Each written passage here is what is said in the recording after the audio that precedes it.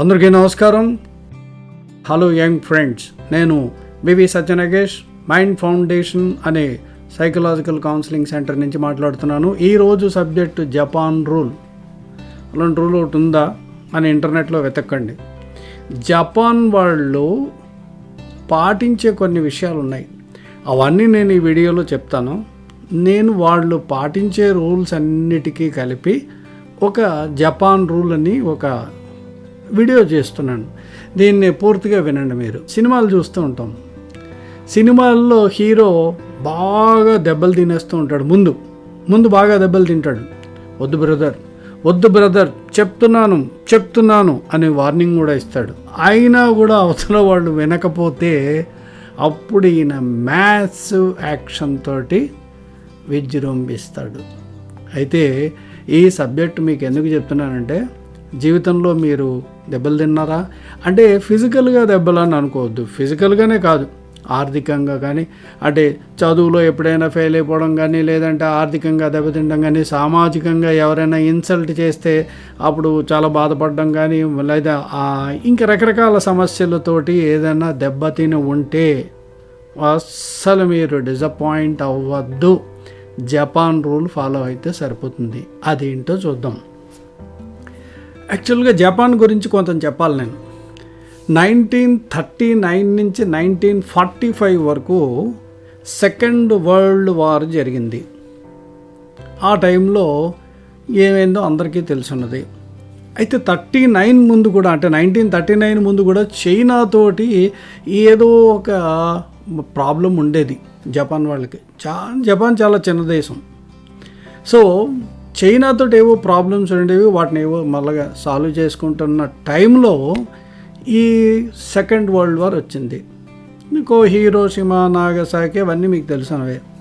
సరే, అయితే వీళ్ళల్లో ప్రజల్లో 50% మంది చనిపోయారు, 50% మంది ఫిజికల్లీ హ్యాండిక్యాప్డ్ అయ్యారు.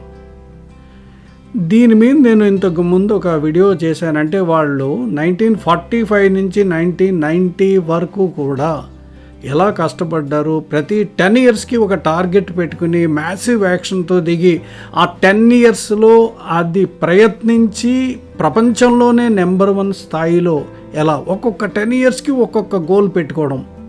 అంటే మేము ప్రపంచంలో నెంబర్ 1 అవుతామని ముందే చెప్పడం. ఆ 10 ఇయర్స్ అయ్యేటప్పటికి ఆ ఫీల్డ్లో నెంబర్ 1 అవ్వడం చేసి చూపించారు. వాళ్ళ జనాభా కేవలం 12 కోట్లు మాత్రమే. 12 కోట్లు. ఇలాగా వీళ్ళు కష్టపడ్డారు.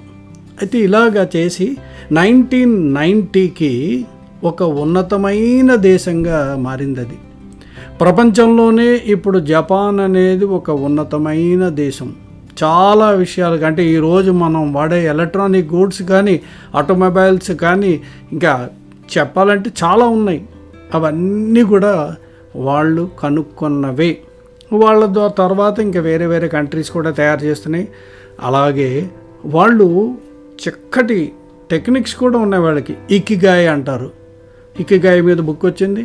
కైజన్ అంటారు, 5S టెక్నిక్ అని, ఇలాంటి కొన్ని టెక్నిక్స్ ఎన్నిటినో ఇంట్రడ్యూస్ చేశారు జపాన్ వాళ్ళు. అవన్నీ కూడా మిగతా దేశాల్లో కూడా వాటిని వాడి ఎంతో లాభం పొందుతున్నారు. అయితే ఈ జపాన్ వాళ్ళు ఈ వీళ్ళల్లో ఉన్న ప్రత్యేకత ఏంటి అది తెలుసుకుందాం. అదే ఈ జపాన్ రూల్. విపరీతమైన పట్టుదల మనం చేయాలంతే. అయితే ఇందులో కసి లేదా ఒక రకమైన కక్ష అవే ఉండవు.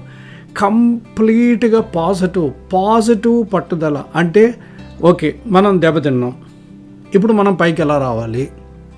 ముందే అనౌన్స్ చేసేవారు, మనం టార్గెట్ ఇది 1960కి ఇలా అవ్వాలి, 1970కి ఇలా అవ్వాలి, 1980కి ఇలా అవ్వాలి, 1990కి ఇలా అవ్వాలి అని వాళ్ళు టార్గెట్ పెట్టుకుని ఆ ప్రకారంగా పూర్తి చేసి ఈరోజు ప్రపంచంలోనే ఒక గొప్ప దేశంగా వాళ్ళు తయారయ్యారు.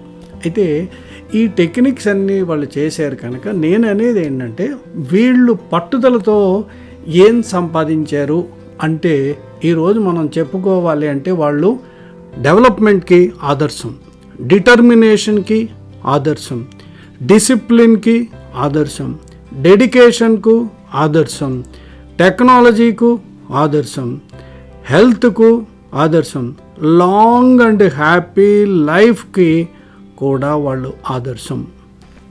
అయితే ఇన్ని విషయాల్లో వాళ్ళు గొప్ప ఆదర్శంగా నిలబడ్డారు కదా. అందుకని ఆ పాజిటివ్ పర్సీవరెన్స్ ఆర్ పాజిటివ్గా ఉండే ఆ పట్టుదలనే మనం జపాన్ రూల్ అనుకుంటే దెబ్బలు తిన్నారా? ఇంతవరకే ఉన్న దెబ్బలు తిన్నారా? విజృంభించండి. మీరు మ్యాసివ్ యాక్షన్ తోటి జపాన్ వాళ్ళలాగా పైన చెప్పిన డెవలప్మెంటు, డిటర్మినేషను ఇవన్నీ అలా చెప్పాను కదా, వాటన్నిటినీ దృష్టిలో పెట్టుకుని పట్టుదలతో ప్రయత్నించండి. మీరు కూడా హీరో అవుతారు. మీ జీవితానికి మీరే హీరో. కనుక మీరు హీరో అవ్వాలి అంటే, హీరో అంటే ఇక్కడ జెండర్ ఏం లేదు, మగ ఆడడానికి. అది హీరో అంటే main person in the story. అందుకని మనం ఆ జపాన్ రూల్ని ఫాలో అవుతే తప్పకుండా మన జీవితంలో కూడా మనం ఎన్నో సాధించి వేరే వాళ్ళకు కూడా ఆదర్శంగా అవుతాము అని మీకు నేను చెప్తున్నాను. చిన్న వయసులోనే ఇలాంటివన్నీ తెలుసుకుంటే, చిన్న వయసు అంటే మరి చిల్డ్రన్ అని కాదు నా ఉద్దేశం, యువకులందరూ కూడా ఇవి తెలుసుకుంటే వాటిని పాటిస్తే డెఫినెట్గా మీ జీవితాన్ని మీరు తీర్చిదిద్దుకుంటారని ఆశిస్తూ ముగిస్తున్నాను. మళ్ళీ మరొక ఎపిసోడ్తో మీ ముందుకు వస్తాను. Thank you very much for watching this video.